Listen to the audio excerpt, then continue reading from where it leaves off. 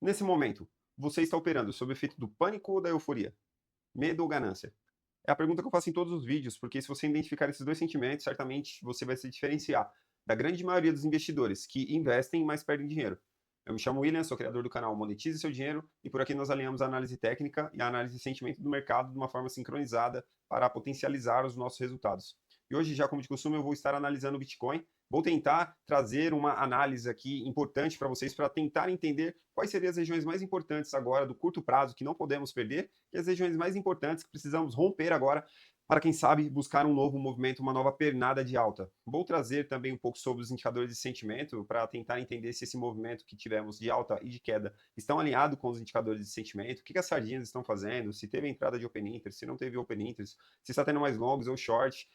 Vou falar um pouco também sobre a agenda macroeconômica dessa semana e trazer um pouco aí analisando o Polymarket para tentar entender aí como está o índice de pânico dos investidores, das pessoas nesse momento. Então, sem mais enrolação e sem vinheta, bora para a análise do vídeo de hoje.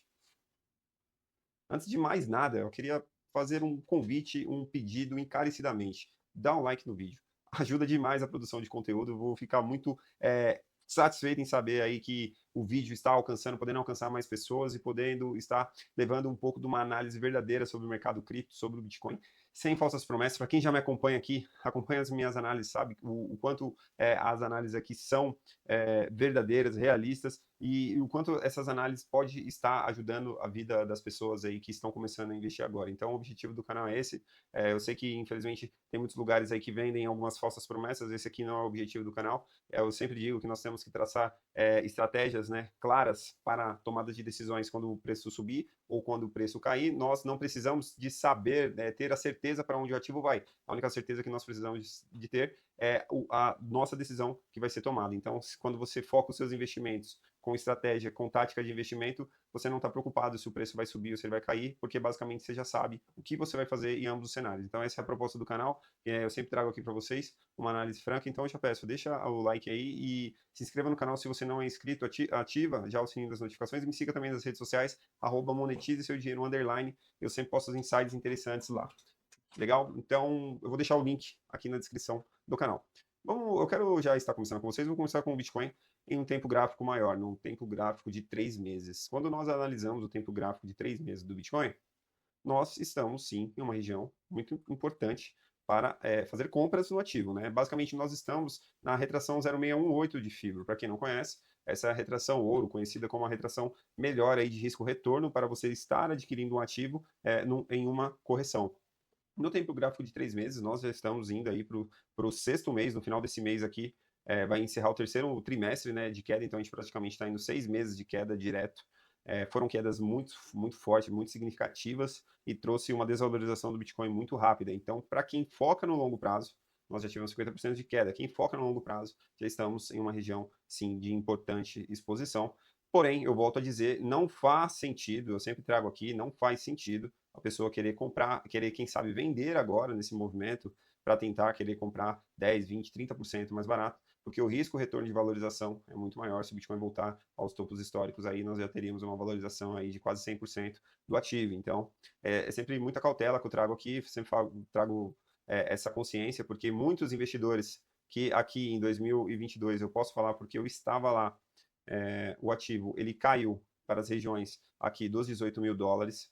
Depois, por conta da FTX ter quebrado, ele caiu para os 15, e muita gente falou que o Bitcoin ia voltar aqui para os US$ 4.000, US$ 9.000, e venderam aqui para poder comprar mais barato, e deixaram de comprar aqui para comprar mais barato, e perderam uma valorização significativa aqui, muito maior. Então, eu sempre digo, foca no longo prazo, cautela na alavancagem, fuja dos gurus que fica cravando topo ou cravando fundo, ninguém sabe para onde o ativo vai. Aí você pergunta, mas por que você faz análise? A análise é para nós estudar as probabilidades, as estatísticas, as possibilidades. Então, nós analisamos as probabilidades, as possibilidades e nós traçamos a nossa estratégia. Porém, se de fato o ativo ir a favor da minha análise, eu vou lucrar. Se ele ir contra a minha análise, eu vou saber o que fazer também, porque eu já tenho a minha estratégia traçada para agir em determinados momentos do mercado. Então, tenha a sua estratégia, não aceite essas falácias que os grandes criadores de conteúdos criam, né, que fazem e querem cravar um fundo ou cravarem um topo. Ninguém sabe para onde o ativo vai, entendeu? Então, nós analisamos as probabilidades, as possibilidades, e nós agimos conforme o preço vai, conforme a ação do preço vai fluindo, mas você já tem que ter sim a sua estratégia clara. Por exemplo, a minha estratégia clara, eu tenho 30% de caixa. Se o ativo perder as regiões de 60 mil, buscar as regiões de 50, regiões mais extremas ali da retração ainda de Fibonacci, né? Na verdade, perderia essa região de 0,618, em níveis extremos de sobrevenda ali no RSI semanal, aí sim eu voltaria a estar comprando mais. Enquanto isso não acontecer, eu vou continuar exposto no mercado já com a exposição que eu tenho, e se o ativo voltar a cair, eu vou surfar essa queda, eu vou continuar a apertar o cinto de segurança ali e vou surfar a queda, porque eu sei que o meu risco retorno de valorização é muito maior. Legal? Então, analisando o tempo gráfico aqui de um mês. Quando nós traçamos a Fibonacci, né, desde o topo do movimento que tivemos, qualquer coisa que o Bitcoin venha a buscar até as regiões aqui dos 85 mil dólares, não é nada mais do que uma bandeira de baixa aí no padrão de um mês. Então, qualquer reação do ativo até essas regiões não seria nada mais do que, quem sabe, um pullback para entregar mais quedas. Então, o Bitcoin precisa encontrar força para subir o máximo possível aqui, para entrar em uma maior probabilidade do ativo voltar, fazer um fundo, né, descendente ao anterior e voltar a subir. Então, o Bitcoin precisa subir o mais possível, o maior, subir o perdão, o Bitcoin ele precisa de ter uma valorização maior possível para assim ter um topo descendente ao anterior e aí buscar um fundo ascendente para ter novos movimentos de alta. Enquanto isso não acontecer, nós estaríamos em uma bandeira de baixa ali no mensal. O ponto mais importante, o Bitcoin precisa romper essa região aqui, ó, a 0,618 de FIBO, que é coincidentemente nos 100 mil dólares ali. Atualmente, né, pelo menos traçando até o fundo dos 60k, se nós perdemos aí, a gente vai ter que aumentar ainda essa retração, mas atualmente é esse topo. 100 mil dólares. O Bitcoin precisa formar um pivô de alta acima dos 100 mil dólares para confirmar a reversão de toda essa queda, para caracterizar a reversão de toda essa queda. E quanto mais o Bitcoin sobe, mais vai entrando a probabilidade, a possibilidade da formação de um fundo ascendente, quem sabe. Então, mas se o Bitcoin voltar até as regiões dos 85, é uma bandeira de baixa. Nós estamos em uma maior probabilidade de vir retestar os fundos anteriores. Se o Bitcoin encontrar força e romper essas regiões dos 85 e voltar até a casa dos 93, o Bitcoin entra numa probabilidade de lateralizar aqui. Entendeu? E se o Bitcoin ainda subir um pouco mais, aí sim o Bitcoin começa a entrar na maior probabilidade, sim, se o Bitcoin conseguir romper essas regiões dos 93, vir para essas regiões próximas do 100k, aí entra em uma maior probabilidade da formação de um fundo ascendente para ter novas altas. Então, existe muita coisa ainda para estar acontecendo, porém, já agora no longo prazo, para quem foca no longo prazo, já estamos em regiões de oportunidades. Legal?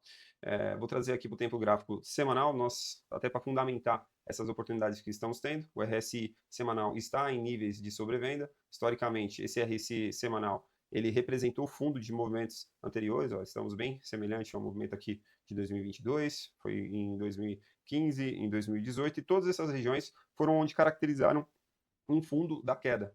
Aí, porque muitas pessoas falam, não, mas o Bitcoin ele vai cair, ele pode cair o ano inteiro, porque via de regra o bear market dura um ano, as quedas costumam ser 70, 80, 90%, e basicamente o que decreta um fundo, estatisticamente falando, não é a quantidade da queda, e sim a velocidade, a força que a queda causa, o pânico que ela causa, e aí sim, aquele clímax é instaurado no mercado e aí o ativo volta a subir. É formado um fundo. Então, não quer dizer exatamente que tem que cair 80%. E sim, se analisar historicamente com as outras ocasiões que já aconteceu, não é a quantidade, sim é o clímax, o movimento de extremo medo, RSI extremo, pânico generalizado. Começa o Michael Burrow, aparece e fala que o Bitcoin vai entrar na espiral da morte. Aí aparece outro criador de conteúdo do convencional do Faria Limer vem falar que o Bitcoin é a bolha das tulipas, entendeu? E é nesses momentos dessas falácias que vão criando, dessas narrativas que vão sendo criadas, que via de regra o Bitcoin se instaura o fundo. Então, já estamos nesse momento e eu acredito que existe sim a possibilidade de nós estar próximo desse movimento de fundo.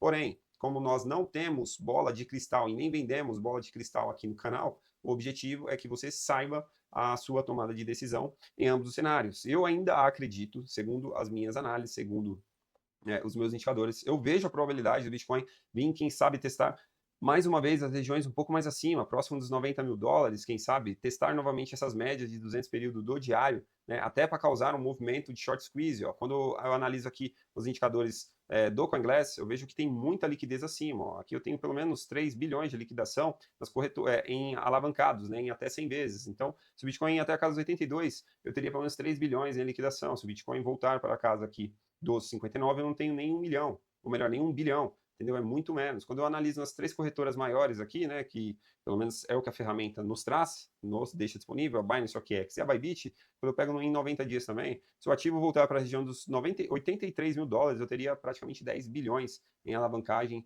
acumuladas aqui para serem liquidadas. Se ele voltar para as regiões dos 59, eu teria apenas 3, ou seja, eu tenho 3 vezes mais liquidação acima do que abaixo. Então, essas regiões me traz insights, esses indicadores me trazem insights em acreditar que podemos estar próximo de um movimento maior de short squeeze, que venha buscar mais liquidez ainda no mercado, nas partes superiores, para quem sabe sim, posteriormente, voltar e perder os 60k. Seria possível, é possível. Então, eu acho altamente provável que antes da tomada de decisão do Bitcoin, se ele vai romper os 60, ou se ele vai romper os 100 mil dólares e entrar numa nova tendência de alta, eu acho que ele vai voltar para buscar primeiro liquidez nessas regiões acima, no caso aqui dos 98 mil dólares, ó, teria muita liquidez, que mostra um mapa de calor de liquidação, ó, e é nítido que tem muito menos abaixo do que acima. Então, eu acho totalmente provável que o Bitcoin venha buscar liquidez primeiro nessas regiões para posteriormente tomar uma decisão. Eu acho que é provável, eu acho que é possível, e essa é a estratégia que eu estou adquirindo. Se o Bitcoin voltar para essas regiões, eu vou rebalancear meu caixa para me preparar para, quem sabe, mais movimentos de queda. Se o Bitcoin não voltar para essas regiões e começar a cair, perder essas regiões agora 67 mil dólares, que é uma região muito importante, eu vou falar agora na próxima parte do vídeo para vocês. Se o Bitcoin perder essas regiões, eu volto a comprar somente em movimentos mais extremos de pânico abaixo dos 60, próximo dos 50 mil dólares. Legal? Então, essas médias nesse período do diário, ela é muito importante porque ela basicamente é o que representa a mudança da tendência de um ativo em um tempo gráfico maior.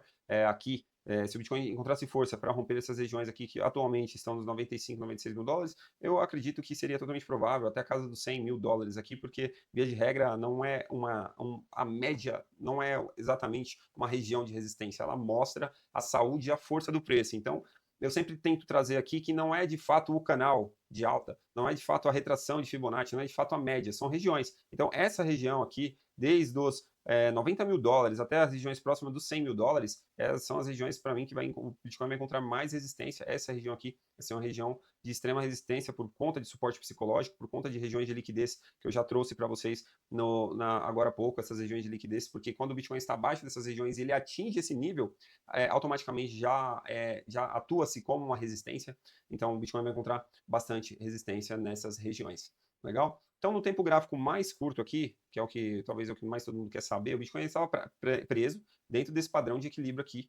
E o Bitcoin havia vindo lateralizando dentro dele, e eu já tinha trazido a possibilidade desse rompimento, que o Bitcoin viesse buscar liquidez abaixo, buscar liquidez acima. De fato, ele buscou liquidez abaixo primeiro nos 63 mil dólares, e eu havia trazido aqui no canal a probabilidade, a possibilidade do Bitcoin voltar e buscar essas liquidez em regiões acima também, e foi o que de fato aconteceu. Nós estávamos estudando essas possibilidades, aconteceu isso, e ele foi de encontro com a nossa análise. Então, se você não é inscrito do canal, mais uma vez eu deixo aqui o convite. Se inscreva no canal e ativa já o sino das notificações. E me siga lá no Instagram também, TikTok, nas minhas redes sociais, eu já todos aqui embaixo. Lá eu sempre estou postando insights interessantes.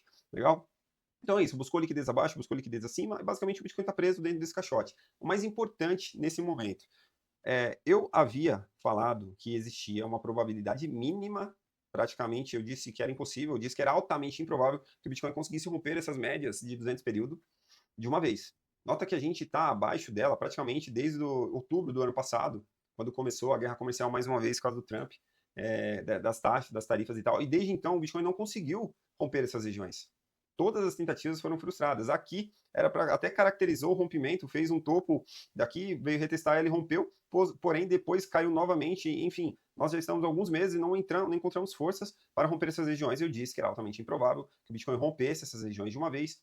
E de fato aconteceu. Ele veio aqui e está retestando agora essas médias, está trabalhando nas regiões das médias, e seria muito ruim se o Bitcoin já perdesse esse fundo momentâneo aqui que foi criado. Vamos pôr esse fundo aqui nos 66 mil dólares, 67 mil dólares, ao meu ver, já é muito ruim se o Bitcoin começar a perder essas regiões que estamos agora. Porque entraria em confluência não só com a perda dessas médias nesse período do 4 horas, como essa de uma hora, né? Encontra-se o mesmo fundo aqui, ó, momentâneo aqui, ó, 66 mil dólares e 600 por aí. Então, basicamente, perder essas regiões de agora, que estamos brigando, já formaria um pivô de baixa abaixo dessas médias nesse período do 1 hora e do 4 horas. E por que elas são tão importantes? Ó, é nítido, quando você analisa aqui, essa média de 200 período do 1 hora também, estávamos alguns dias sem conseguir rompê-las. E não conseguimos, e agora formou um pivô de alta, veio, estava em uma tendência interessante, bonita, testou as médias de 200 do 4 horas e acabou recusando, e estamos mais uma vez negociando abaixo das médias nesse período também.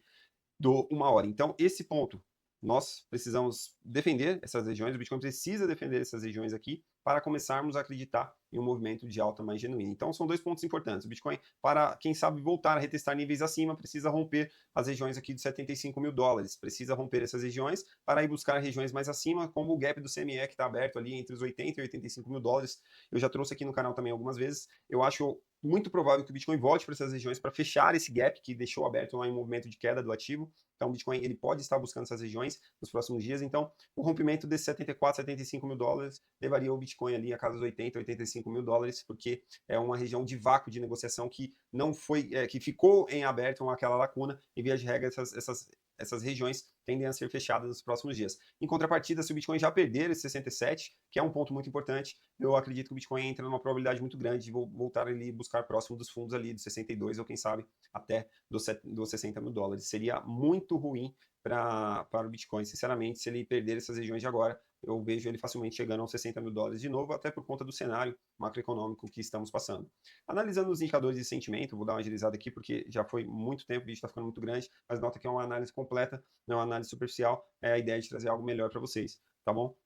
Então vamos lá, nós tivemos toda essa alta que tivemos nos últimos dias estava sendo alinhada com os indicadores de sentimento. O Open Interest subiu, o preço subiu. Agora, o preço está caindo e o Open Interest está caindo também. Então, nota quando o preço cai, basicamente o Open Interest está caindo junto. Então, isso mostra que as pessoas não estão muito interessadas nesse movimento de queda.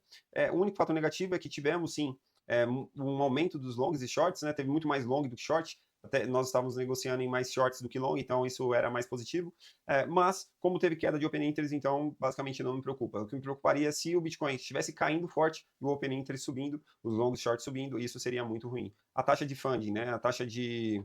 O funding rate também está em níveis abaixo, isso também é positivo para uma possível retomada do ativo, retomada de força. Tivemos bastante liquidação justamente nessas regiões aqui dos 68 mil dólares, essa vela aqui de 1 hora, nós tivemos mais de 130 milhões de liquidação, então isso também é relevante. Então todos esses indicadores são bullish ao meu favor e podem sim estar me trazendo insight que essa queda é momentânea e que o Bitcoin vai poder encontrar força para buscar novos patamares, buscar regiões acima de 74, 75 mil dólares. Fato é, o cenário não está favorável, estamos tendo guerra, estamos tendo questões da taxa de juros dos Estados Unidos, a inflação, mercado de trabalho, PIB dos Estados Unidos, então é uma série de fatores que está influenciando, mas como eu sempre digo, se você focar no longo prazo, esses ruídos momentâneos não vão alterar os seus investimentos no longo prazo e certamente você vai ter bons lucros, bons resultados. Por quê? Eu vou mostrar rapidamente, bem rapidamente, eu vou pegar o próprio S&P 500 aqui.